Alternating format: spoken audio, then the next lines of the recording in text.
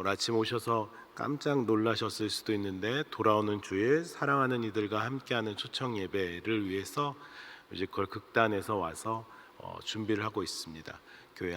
교회 사랑성전 내에 여러 가지 무대 시설을 꾸미고 있습니다. 놀라지 마시고 같이 좀 아름다운 공연 통해서 영혼 구원이 이루어질 수 있는, 또 하나님 영광 받으시는 귀한 시간 될 수 있도록 기도해 주시길 바랍니다. 오늘의 말씀 베드로전서 1장 6절에서 9절의 말씀을 보았는데요. 6절을 제가 다시 한번 읽겠습니다. 그러므로 너희가 이제 여러 가지 시험으로 말미암아 잠깐 근심하게 되지 않을 수 없으나 오히려 크게 기뻐하는도다 라고 기록되어져 있습니다. 이 말씀의 공동 번역으로 제가 읽어드리겠습니다. 공동 번역본에는 이렇게 나와 있습니다. 그러므로 기뻐하십시오. 여러분이 얼마 동안 갖가지 시련을 겪으면서 슬픔을 맛보아야 한다고 그렇게 기록되어져 있습니다. 여러 가지 시험을 인하여 잠깐 근심하게 되지 않을 수 없었으나 오히려 기뻐하는도다. 갖가지 시련, 그 슬픔을 맛볼 수 있다. 그러나 결국에는 믿음을 순수하게 만들 것이다 라는 것이 이 베드로전서 1장 6절의 말씀입니다. 성도의 믿음을 연단하기 위해 하나님께서 허락하신 시련을 성도는 기쁨으로 받아들여야 한다라는 것입니다. 이것이 하나님께서 우리에게 요구하시는 신앙, 믿음의 모습입니다. 즐거워해야 하는 것. 따라서 성숙하고 견고한 신앙을 가진 사람이라면 그 시련에 기쁨으로 동참할 수밖에 없는 것입니다. 왜요? 하나님께서 우리에게 요구하시는 것이니까요. 이 놀라운 영적 원리를 다른 각도에서 보면 고난에 대한 성도의 반응, 그 고난에 대한 성도의 반응이 신앙의 견고함을 측정하는 마치 측정기, 바로미터와 같은 역할을 하고 있습니다. 즐거움, 고난을 통해서 신앙 때문에 즐거움이라는 그 수준까지 나가기는 어렵지만 오늘의 말씀은 분명하게 우리에게 이야기하고 있습니다. 어떤 분은 이런 이야기를 합니다. 시련은 그 사람이 얼마나 위대한가를 시험해 보기 위해 하나님께서 부여하신 시금석이다. 바로미터, 기준과도 같은 것이다 라는 것입니다. 신앙의 강도에 따라, 신앙의 크기에 따라 고난에 대한 반응이 달라진다라는 것입니다. 그리고 그 신앙의 모습은 칭찬이 되고 영광이 되고 세상과 맛볼 수 없는, 세상과 비교할 수 없는 존귀가 된다라고 베드로전서 1장 7절의 말씀에 기록되어져 있습니다. 제가 읽겠습니다. 너희 믿음의 확실함은 불로 연단하여도 없어질 금보다 더 귀하여 예수 그리스도께서 나타나실 때 칭찬과 영광과 존귀를 얻게 할 것이니라. 그 믿음의 확실함, 그 고난 가운데서도 즐거워할 수 있게 하는 그 믿음으로 인해서 칭찬과 영광과 존귀를 얻게 될 것이다 라고 말씀은 우리에게 분명하게 이야기합니다. 이러한 믿음 가운데, 이러한 고난의 가운데서도 즐거워하는 믿음 가운데 칭찬을 받고 영광과 존귀를 얻는 자는 끝내는 그 예수님 앞에서 즐거움을 얻는다라는 것이 8절의 말씀입니다. 예수를 너희가 보지 못하였으나 사랑하는도다. 이제도 보지 못하나 믿고 말할 수 없는 영광스러운 즐거움으로 기뻐하느니. 말할 수 없는 즐거움, 영광스러운 즐거움을 8절에서 말합니다. 이 영광스러운 즐거움이라는 자체만 생각해도 참 믿음 때문에 즐겁다라는 것만 생각해도 설레고 사모되어지는데 얼마나 즐거운 건지 영광스러운 즐거움이다라고 기록되어져 있습니다.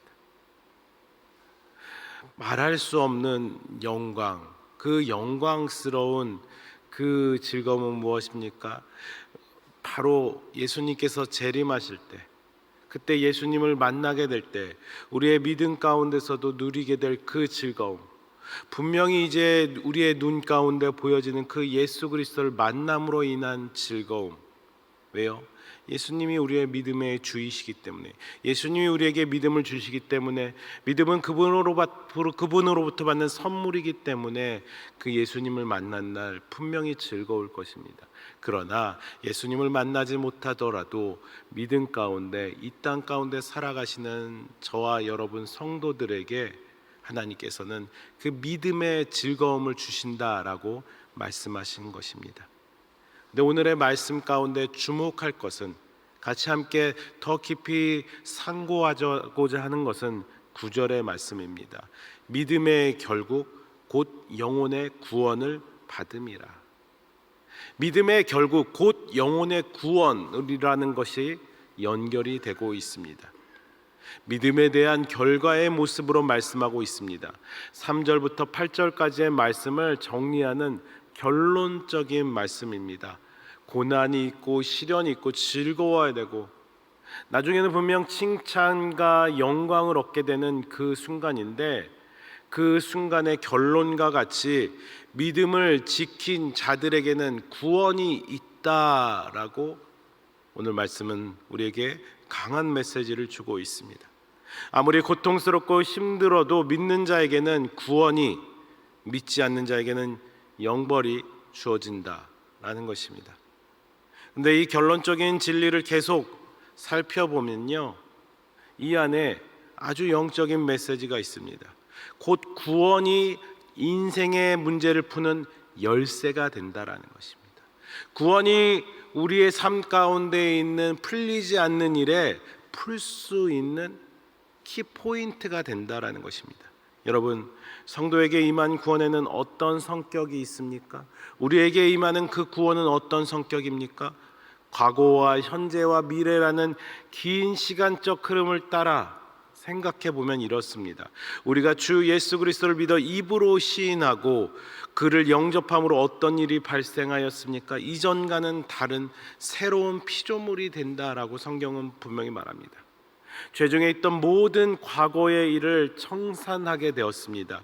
이 과정에 우리 인생에 있는 모든 그 일들이 과거의 사실로서 우리에게 임한 구원은 과거의 일이다라고 말합니다. 이미 이루어진 구원이다라고 말합니다. 또 구원은 현재에 있어서도 매우 중요하게 진행되고 있습니다. 그것은 하나님의 보호를 받고 있다라는 것입니다. 다시 말하면 현재의 삶에 있어서도 구원은 인생의 문제에 하나님의 보호라는 결론을 제시하는 진리라는 것입니다.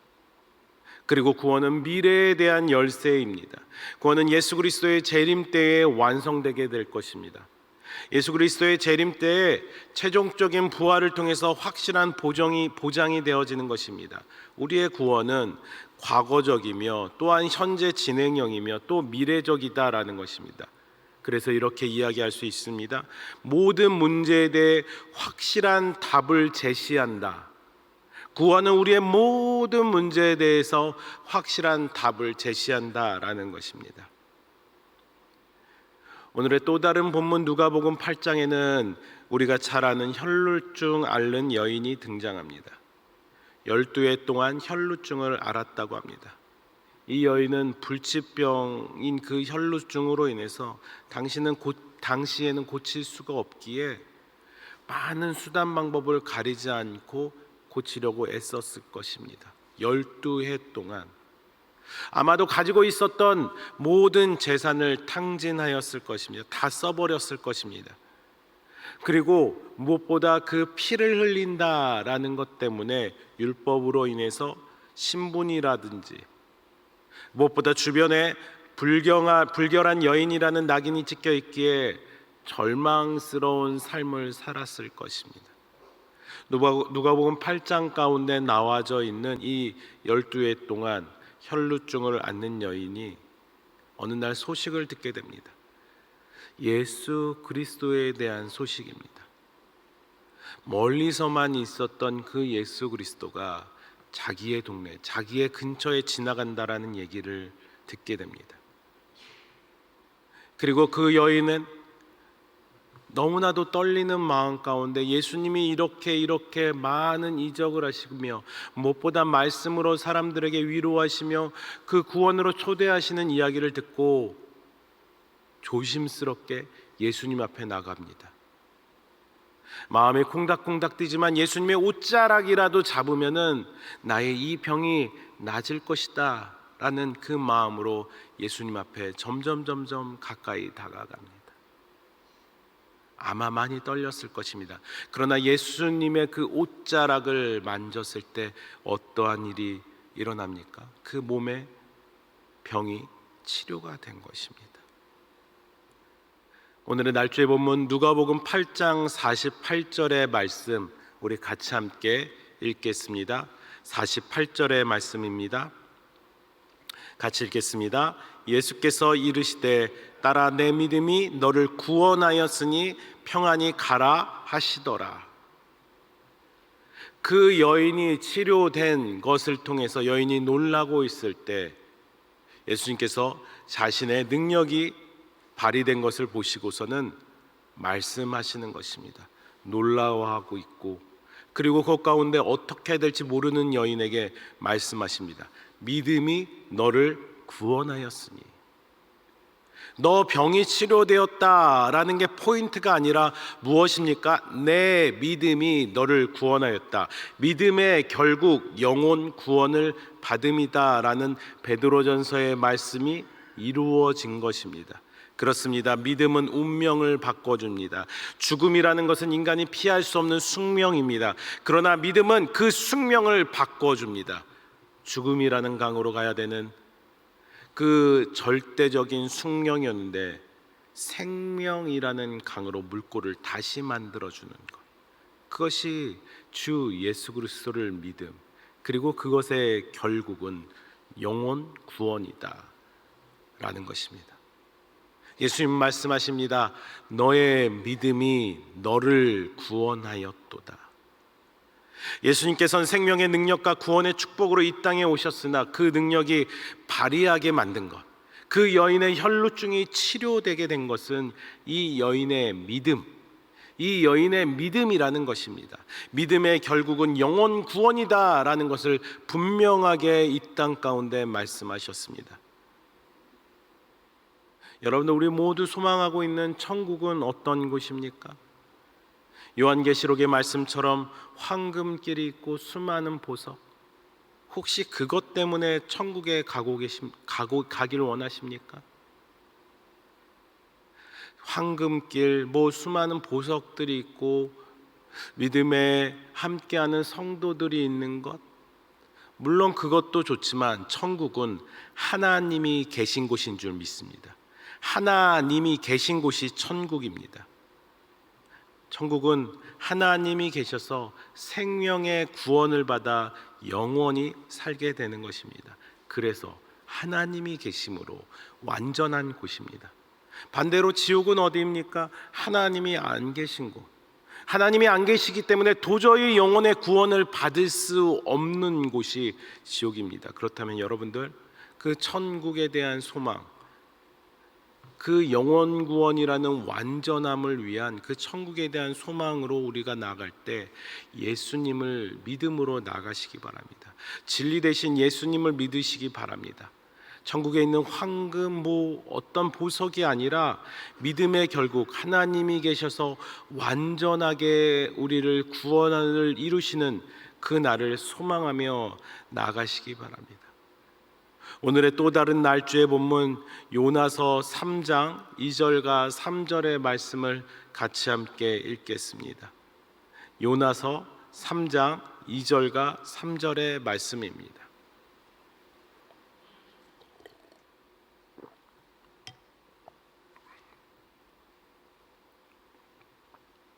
같이 읽습니다. 일어나 저 큰 성읍 니느웨로 가서 내가 내게 명한 바를 그들에게 선포하라 하신지라.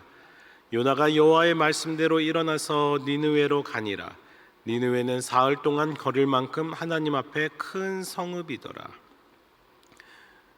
하나님께서 요나에게 명령하십니다. 니느웨로 가서 이제 니느웨의 멸망, 그 타락한 것에 대해서, 범죄한 것에 대해서 니느웨에 대해서 말씀을 전하라고 합니다. 요나는 그 말씀을 의지하여 니느웨로 가서 아마 당시에 60만 명이 살 정도로 아주 큰 성읍이었습니다. 그곳에서 사흘 동안 걸으며 말씀을 전합니다. 4절의 말씀입니다. 같이 있습니다. 요나가 그 성읍에 들어가서 하루 동안 다니며 외쳐 이르되 40일이 지나면 니느웨가 무너지리라 하였더니, 죄송합니다. 4일 동안이 아니라 하루 동안 모든 시간을 다 꼬박 보면서 이제 말합니다. 니느웨가 무너진다라고 이야기합니다. 그때 니느웨에 있는 사람들이 어떤 반응을 보입니까? 그 하나님의 말씀을 들은 니느웨 사람들은 이렇게 합니다. 6절의 말씀입니다. 그 일이 니느웨 왕에게 들림에 왕이 보좌에서 일어나 왕복을 벗고 굵은 배 옷을 입고 제 위에 앉으니라. 뿐만 아니라 모든 백성들이, 또 심지어 니느웨에 있는 가축들까지 말씀, 그 왕이 조서를 내려서 그 범죄함에 대해서 회개할 것을 강력히 촉구하고 있습니다. 왕의 명령으로 이야기하였습니다. 백성들이 왕이 엎드려져서 하나님 앞에 회개한 것입니다. 자신들의 타락함, 자신들의 믿지 못함을 회개합니다. 그리고 하나님을 온전히 믿음을 선포할 때 어떤 일이 일어납니까? 10절의 말씀 같이 읽겠습니다. 하나님이 그들이 행한 것 곧 그 악한 길에서 돌이켜 떠난 것을 보시고 뜻을 돌이키사 그들에게 내리리라고 말씀하신 재앙을 내리지 아니하시니라. 재앙을 내리지 아니하셨다. 무엇입니까? 구원을 받은 것입니다. 니느웨 사람들이 분명히 이제 멸망할 수밖에 없었던 사람들인데 하나님께 회개하고 하나님을 믿음으로 하나님께 돌아가서 영혼의 구원을 받았다라는 것입니다. 물론 이 일 후에 우리가 잘 아는 대로 요나는 하나님을 원망합니다. 왜 말한 대로 안 하시냐고. 저 니느웨 사람들 멸망시키려 했는데. 여러분, 그런데 그 요나는 무엇을 믿은 것입니까? 하나님이 하신 말씀을 믿은 것입니까? 그 말씀을 하신 하나님을 믿은 것입니까? 하나님을 믿은 것입니다.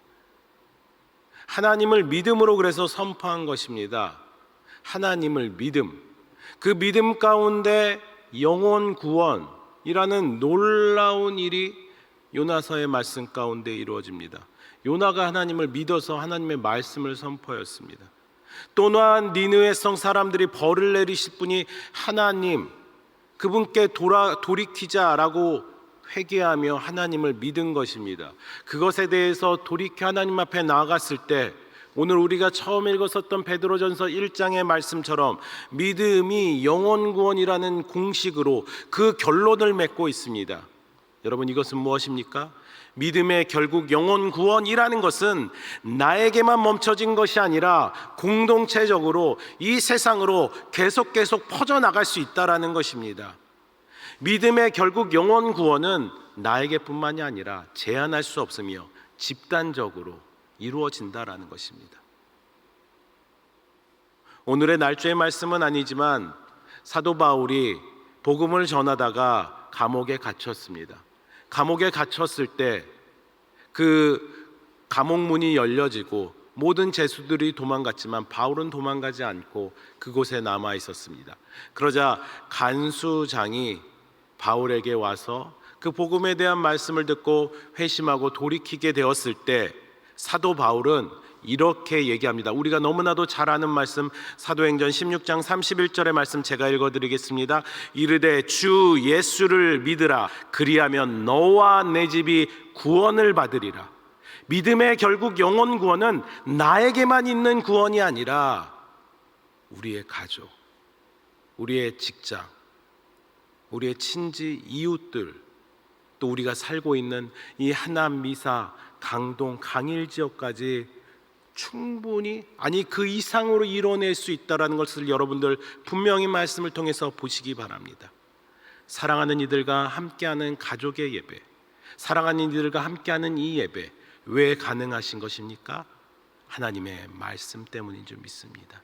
믿음의 결국 영혼 구원, 여러분들로 멈춰진 것이 아니라 여러분들 가족들에게 또 사랑하는 이들에게 그 놀라운 복음을 전하실 수 있는 여러분들이 되시길 주의 이름으로 축복합니다.